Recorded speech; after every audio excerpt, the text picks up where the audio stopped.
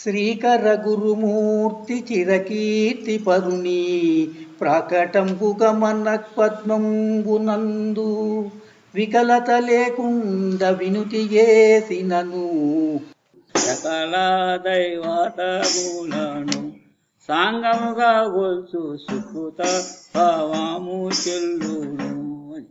అకలంకమతి తోడ అంబూదిలో బృంక సకల వాగినులలో జ్ఞానమునరించినటుల సకల దైవతములను సాంగముగా గొల్చు సుకృత భావము చెల్లును.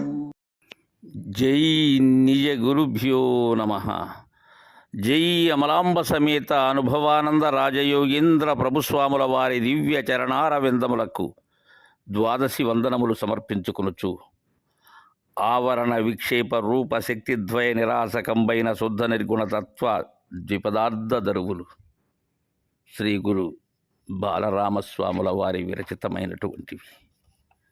నేటి నుండి మనం 132 ద్విపదార్థములను ముచ్చటించుకోతలచి గురుదేవుని మన పద్మములందు అధిష్ఠింపచేసుకొని ఈరోజు మొట్టమొదటి ద్విపదార్థం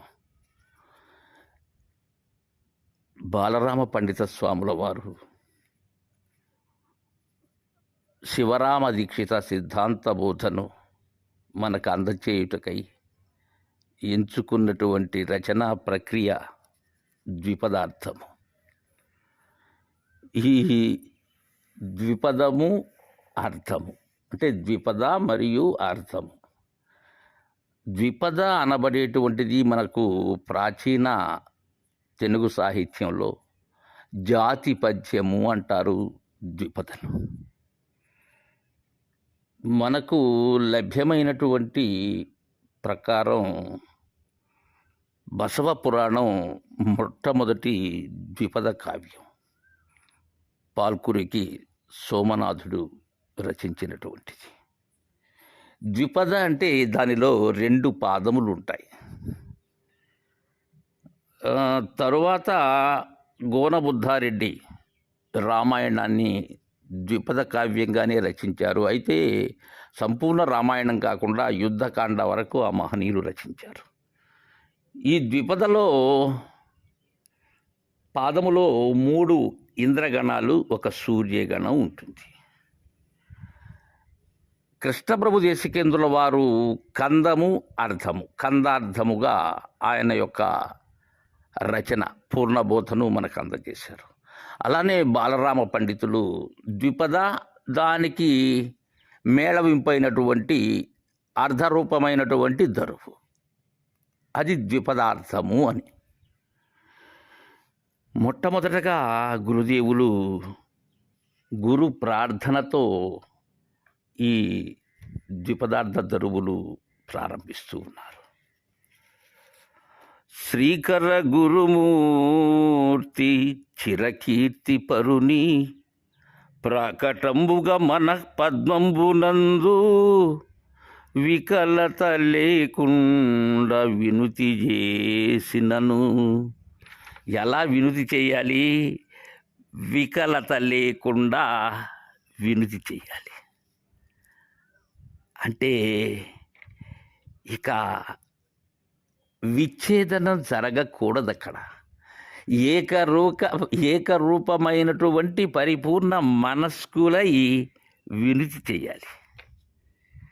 అలా గురుదేవుని వినుతి చేసినట్లయితే ఏమి ప్రయోజనం, ఏమి సిద్ధిస్తుంది అనేటువంటి విషయాన్ని మనకు బాలరామ పండితులు తెలియజేస్తున్నారు. ఎత్తుకుంటానే శ్రీకర గురుమూర్తి. ఇక్కడ శ్రీకరము అంటే పరిపూర్ణ బోధ, శ్రీ మించినటువంటిది. ఇక్కడ గురుస్థానము ఏదైతే ఉన్నదో ఆ స్థానములో కూర్చొని గురువు శిష్యునకు అందచేసేటువంటిది ఆ సంపత్కరుడు అంటారు శ్రీకరుని. ఏం సంపద అందిస్తారు ఆయన? నాలో ఉండబడేటువంటి అజ్ఞానాన్ని రూపుమాపేటువంటి జ్ఞానాన్ని ప్రసాదించి జ్ఞానాతీతమైనటువంటి బోధను అందజేస్తారు.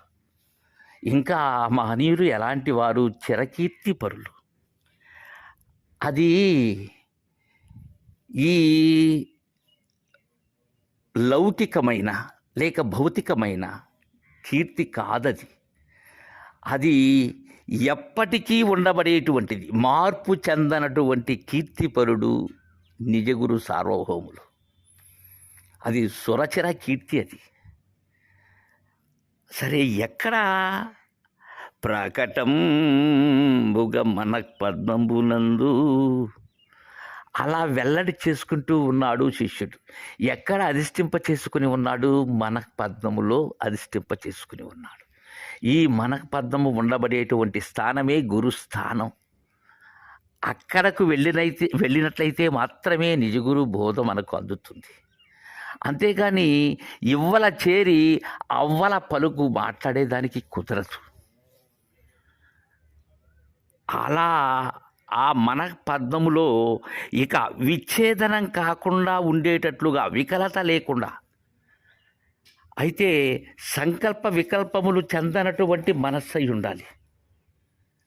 అందుకే మల్లేశ దేశికేంద్రుల వారి శిష్యులు బాలరామ పండితుల వారి పరంపరలో, అంటే రామలింగారాజ్యుల పరంపరలో మేరు నగధీరులైనటువంటి పండితారాజ్య పండిత శివానందులు అంటారు, సవికల్ప నిర్వికల్పములు శూన్యము చేసి తాను మునుపే లేకపోవడమే పంచముఖ్యాతీత పరిపూర్ణ బోధ స్థితి అంటారు. అలాంటి స్థితిలో వినుతి చెయ్యాలి. అక్కడ నేను లేనటువంటి స్థితిలో, నేను పూజ్యమైనటువంటి స్థితిలో జరిపేటువంటి పూజ, అలా వినేటువంటి బోధది. అప్పుడు సకల దైవతములను సాంగముగా గొల్చు సుకృత భావము చెల్లును.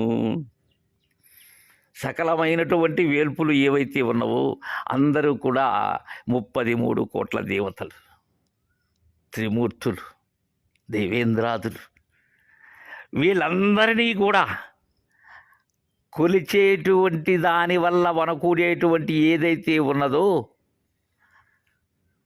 ఆ ఇష్టకామ్య సిద్ధిరస్తు అయినటువంటి ఏదైతే తలచి వారని కొలుస్తామో అలాంటి సుకృత భావం చెల్లుతుంది. ఎప్పుడు చెల్లుతుంది? ఇక్కడ సుకృత భావం అంటే ఏంటి? పుణ్యము, శుభము అని. ఏ పుణ్యం కావాలి ఇక్కడ? పాపనాశమే పుణ్యం ఇక్కడ. అయితే అకలంకమతి తోడ నంబూధిలో గృంక, పైన మన పద్మము వికలత లేకుండా వినుతి చేస్తూ ఇక్కడ అకలంకమతి అంటే గుర్తు లేనటువంటి మతి. ఇంకా మతిలో గుర్తు ఉన్నట్లయితే సంకల్ప వికల్పాలు ఉంటాయి. ఇక్కడ ఏమై ఉన్నది? మతి అకలంకమై ఉన్నది, గుర్తు రాహిత్యమై ఉన్నది మతి. అలాంటి మతితోడ అంబుధిలో గృంక, ఆ సాగరము ఏదైతే ఉన్నదో దానిలో మునిగినట్లయితే, పరిపూర్ణ పరవాహ్యములో అది తానైనట్లయితే, సకల వాహినులలో స్నానమునరించినట్లు ఆ అంబుధిలో గురింకినట్లయితే మిగిలినటువంటి నదులలో స్నానం చేయవలసినటువంటి అవసరం లేదు. ఎందుకని? నదీనాం సాగరాగతి. ఈ నదులన్నీ చేరేటువంటి స్థలం ఎక్కడా? సముద్రం. ఈ నదుల్లో మునిగితే, అన్ని నదులలో మునిగినంత ఫలం ఒక్క సాగరంలో మునిగితే సరిపోతుంది అంటున్నారు ఇక్కడ బాలరామ పండితుల వారు. తద్విధానంగానే ఉండబడేటువంటి సకల దేవతలను కొలిస్తే, ఏదైతే దేనికోసమైతే వారిని కొలుస్తున్నారో, వారిని సేవిస్తున్నారో, వారిని జపిస్తున్నారో ఆ పుణ్యమంతా గురుదేవుని యొక్క అనుగ్రహంలో ఉన్నది. ఆ కరుణ ఐహికమైనటువంటి వాంఛల కోసం ఎన్నో వేల్పులను మనం కొలుస్తాం. కానీ జనన మరణ భ్రాంతి రహిత విధానాన్ని అందించేటువంటి వారు, నేనుండంగానే అందించేటువంటి గురుదేవుని కొలిసినట్లయితే ఇంకా ఎవ్వరిని తలచని అవసరమే లేదు అనేటువంటి విషయాన్ని మనకు ప్రార్థన ద్వారా బాలరామ పండితులు చక్కగా తెలియజేశారు. జై గురుదేవా.